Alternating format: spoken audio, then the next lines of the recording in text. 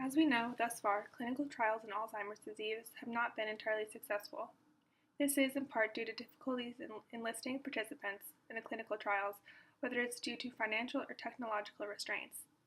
So, the demand for a screening test that's both cost-effective and minimally invasive is ever growing. For clinical trials to take place, biomarker information is required. In the case of Alzheimer's disease, neuronal buildup of the protein amyloid is the key pathological feature.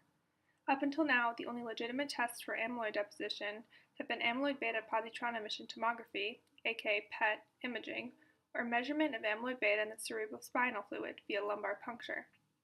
Both these tests are costly and may be invasive, which might discourage participants from partaking in the clinical trials. And as you might imagine, without clinical trials taking place, progress towards a treatment or cure for Alzheimer's is unlikely. However, findings from a recent study in Japan suggest that there might be a much simpler and more economical way to test for amyloid. The answer might be in a blood test.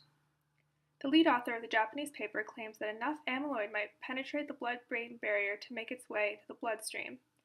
In such case, a modest blood test could become a useful measure of cognitive function. In the study, participants were aged 60 to 90 years.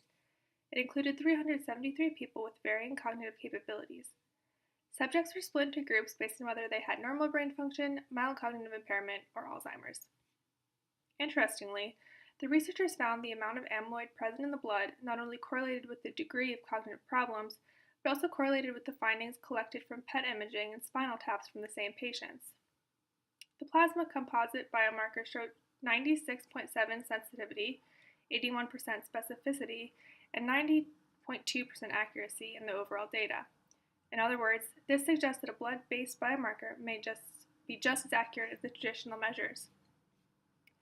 The paper suggests that the plasma biomarker screen could reduce unnecessary PET scans, thus enabling clinical trial recruitment. Also, the researchers identified a great potential for the use of the plasma biomarker in daily clinical practice. For example, when there's a diagnostic uncertainty about a clinical diagnosis of Alzheimer's disease, the blood-based marker could provide diagnostic confidence and aid in determining therapeutic strategies. The study relied on a technique called immunoprecipitation with mass spectrometry. Essentially, the affinities for specific antibodies are used to bind to and identify proteins.